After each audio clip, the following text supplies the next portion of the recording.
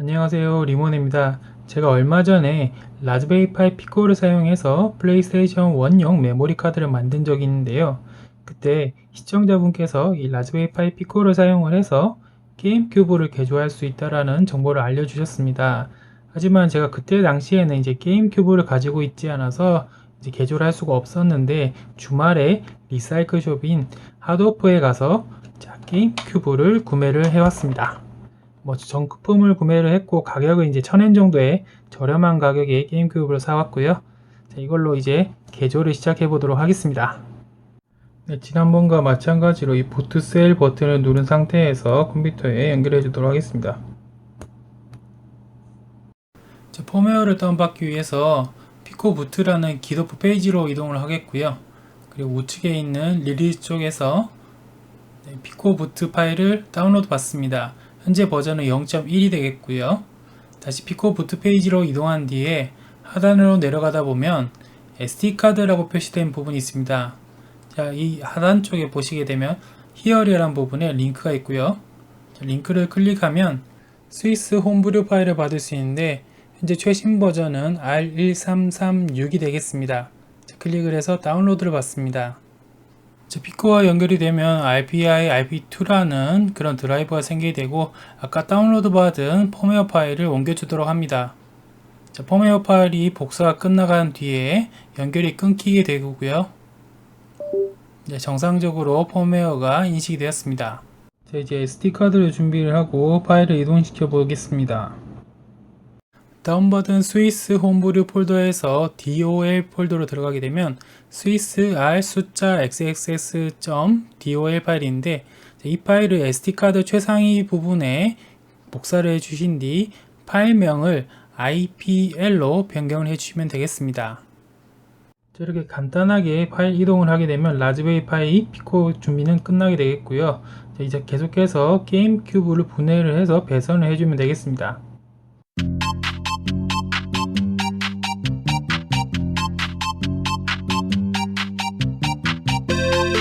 기본적인 케이스는 분해가 되었고, 계속해서 이 전면부라든지 상단 부분을 제거를 해줘야 되는데, 닌텐도 게임기를 분해해 보신 분들은 아실 텐데, 특히나 이제 닌텐도 64 같은 경우에도 그렇지만 나사가 좀 상당히 많습니다. 그래서 나사를 제거를 해 주시면 상단 부분이 제거가 되겠습니다.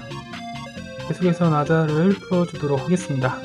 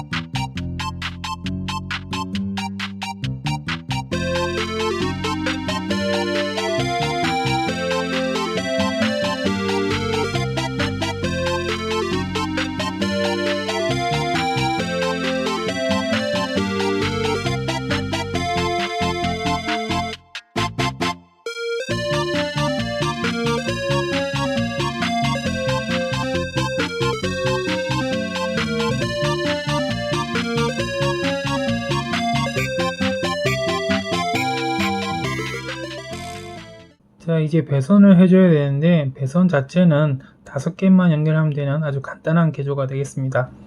이 칩에서 상단에서 세 번째 부분에 GP4번이 연결되겠고, 하단에서 두 번째 부분에는 GP6번과 7번이 연결되도록 하겠습니다. 그라운드 부분과 그리고 이 부분에 GP5번, 그리고 네 번째 핀에는 3.3V가 연결이 되도록 하겠습니다. 또한 좌측을 보게 되면 이 부분은 게임큐브에 사용되는 SD2, SP를 사용할 수 있는 그런 커넥터가 되겠는데, 저 같은 경우에는 그 커넥터에 연결할 수 있는 어댑터가 없기 때문에 커넥터 자체를 제거를 한 뒤에 직접 SD카드로 납땜을 해서 연결을 해 주도록 하겠습니다.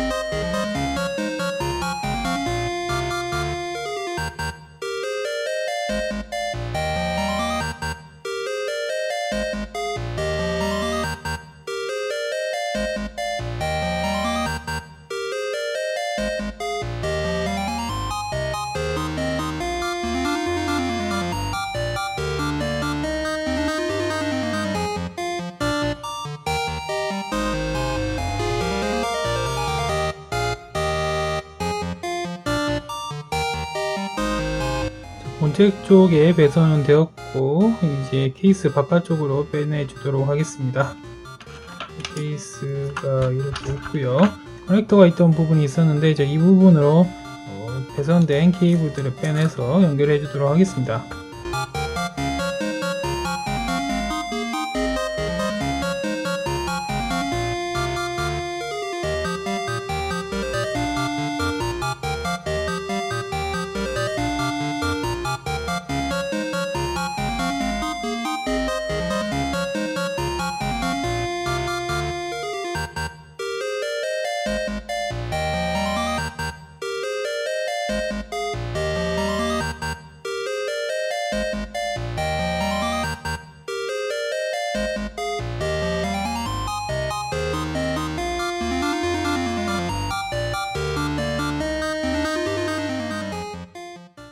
네, 조립이 완료가 된 게임큐브의 모습입니다.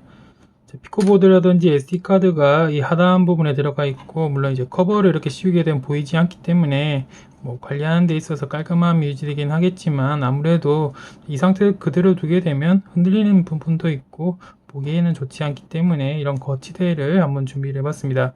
거치대에 고정을 시키고, 이 거치대 자체는 이 게임큐브 하단에 있는 커버 부분에 고정이 되도록 제작을 하게 되었습니다.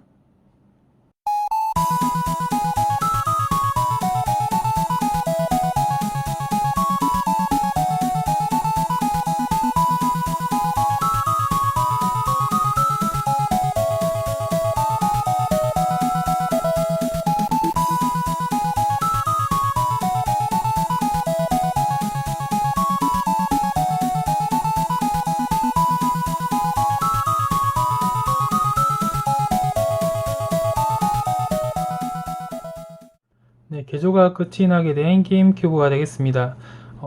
기타 유튜브라든지 다른 개조 자료들을 보게 되면 내부에 라즈베리 파이 피코를 넣게 되어서 추후에 펌웨어 같은 게 좀 힘든 그런 경우에 개조가 많이 있었는데, 저 같은 경우에는 이렇게 하단 쪽으로 피코를 빼게 되면서 추후에 펌웨어 업데이트라든지 수정이 좀 쉽게 그런 형식으로 개조가 되었고요. 그리고 SD 카드 같은 경우에도 이렇게 하단 커버를 열었을 때 쉽게 교체할 수 있도록 개조를 한번 해보았습니다. 개조하는 형태에는 여러 가지 이제 자기만의 스타일이 있기 때문에 내부에 내장을 하셔도 되고, 아니면 이렇게 저처럼 하단에 시장을 하는 것도 나쁘지 않을 거라 생각이 됩니다. 스위스 홈브류를 SD카드에 넣어서 현재 어댑터에 연결된 상태입니다. 이 상태에서 전원을 넣어서 피코부트가 제대로 동작을 하는지 확인을 해 보도록 하겠습니다. 전원 넣어 볼까요?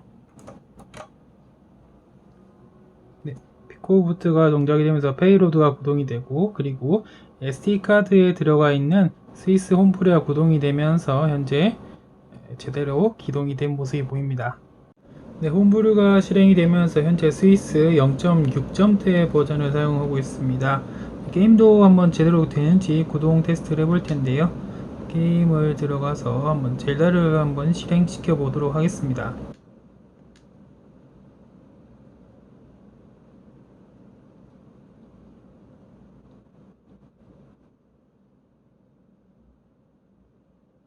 네, 로딩이 끝났고 정상적으로 기동이 되는 것이 확인이 되었습니다.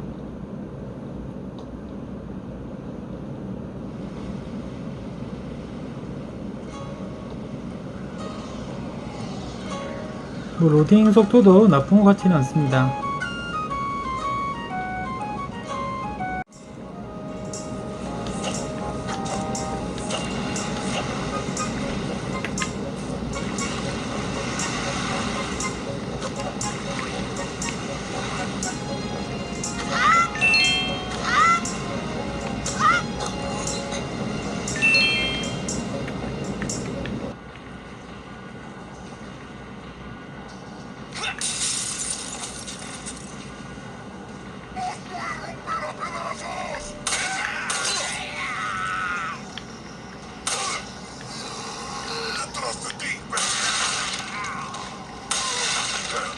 네, 이상으로 라즈베리 파이 피코를 사용한 게임큐브 개조가 되겠습니다.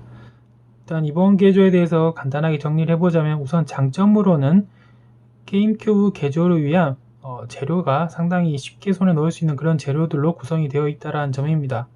전자부품을 판매하는 그런 매장에서는 피코보드를 거의 판매를 하고 있기 때문에 쉽게 재료를 손에 넣을 수 있게 되겠고요.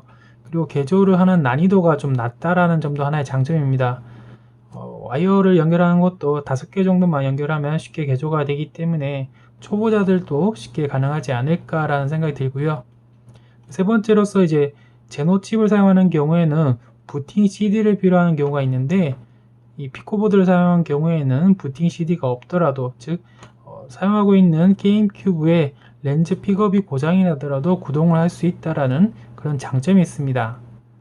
자, 그리고 단점이 어떤 점이 있나라고 생각을 해봤는데 특별히 손에 꼽을 수 있는 단점은 없다라고 생각이 듭니다. 물론 로딩 속도를 생각을 해보면 가장 빠른 속도의 GC 로드보다는 조금 더 느린 속도로 읽어드리는 부분이 있지만, 이런 점은 사용하고 있는 어댑터인 SD2SP의 문제이기 때문에 피코보드의 문제라고 생각되지는 않습니다. 네, 어떠셨나요? 게임 큐브를 좋아하시는 유저분들 중에 특히나 픽업이 고장나신 분들에게는 정말 추천하는 개조가 되겠고요. 간단한 개조이기 때문에 시도해 보시는 분들에게는 많은 도움이 되었으면 좋겠습니다. 시청 감사합니다.